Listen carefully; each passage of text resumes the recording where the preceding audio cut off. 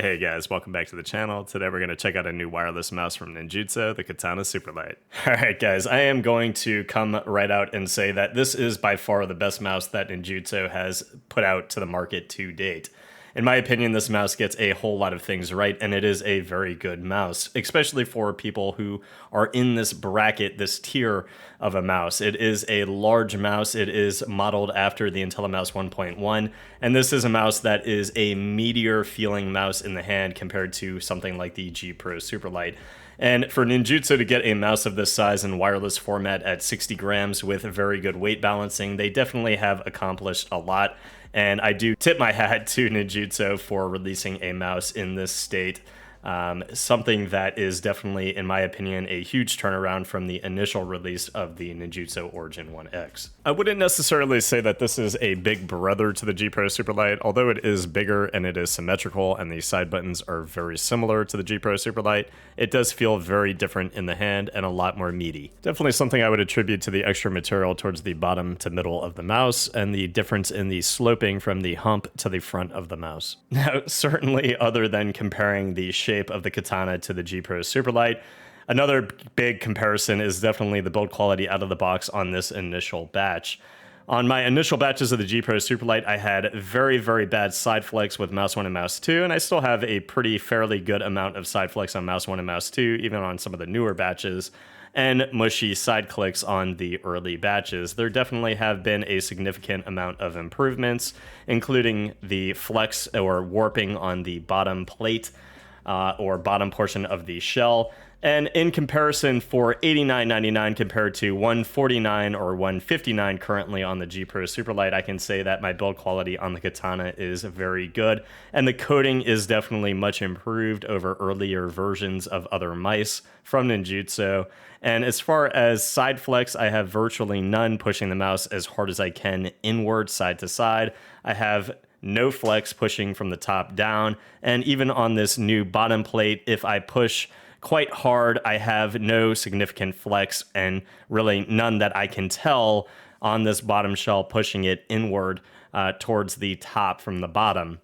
These skates are much improved on this mouse. They are definitely not anything that I myself would have to replace. The PTFE skates feel very good.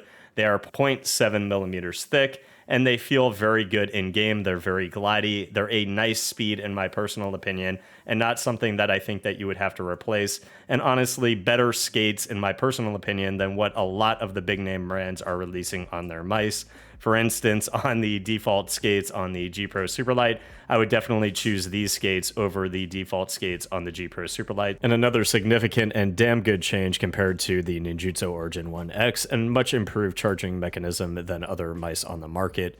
Magnetic charging at the front of the mouse. Now, as far as the build quality of the mouse, you guys can see that my side flex is very, very minimal on Mouse 1 and Mouse 2. I actually really like this scroll wheel. I think it is very nice scrolling it up, scrolling it down. It is something that provides a nice tactile feedback, but not something as crude or harsh as a Zowie scroll wheel. Pushing it in is very spammable, and it feels very good.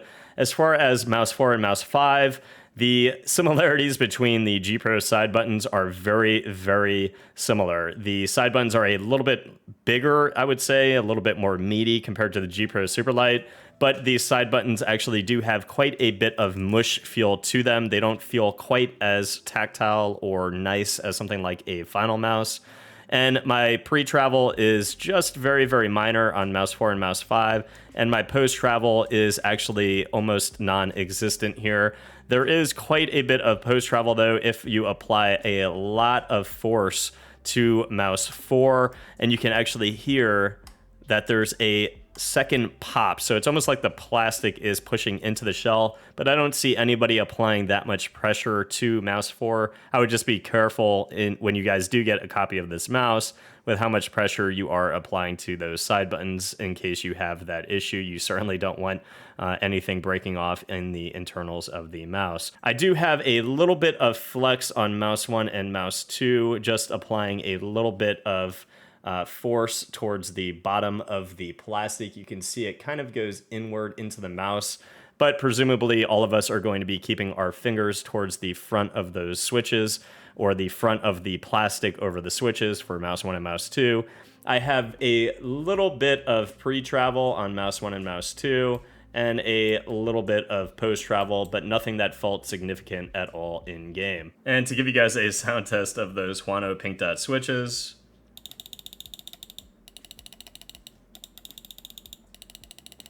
very tactile, very poppy, and mouse 4 and mouse 5,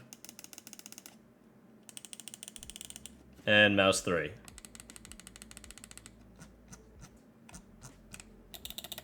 Now, when you guys first take this mouse out of the box, I do want you to know that the polling rate is set to 500. The debounce time is set to 12 milliseconds. So do make sure you download the software and upgrade that polling rate to 1,000 and change that debounce time to whatever you might prefer. For me, I changed mine to 0.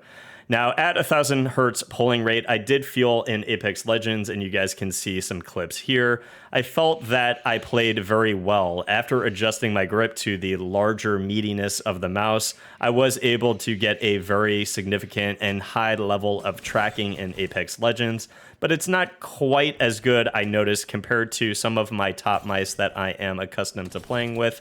But again, a very, very good mouse for tracking and for Apex, especially if you are looking for a larger mouse and you have the hand size to be able to change your grip and modify your grip to not be obstructed by the extra meatiness in this little pocket of your hand. Now, for Valorant and for attack shooters like CS, I am used to maining the 1.1 for a portion of time when I was playing professional CS or Cal Invite in 1.6 and 1.3. And for those types of games, I do feel a benefit to having a larger mouse for more steady crosshair placement, especially for how I play those games. I am somebody who likes to have my crosshair in a predictive placement for where I think enemies are going to be. And I don't like my mouse wiggling around. I don't like my crosshair wiggling around when I am trying to line up those shots. And the meatiness of this mouse, especially with how well this mouse is weight balanced, it felt very good in tac shooters, and that weight balance felt very good in Apex. So a mouse that if you are probably playing more of tac shooters, if I personally was playing more tac shooters than I was playing Apex, this is a mouse I would definitely be having on my desk quite a bit more. But because I am playing Apex, I am probably going to be using some of the other mice that I feel a little bit better on for tracking purposes.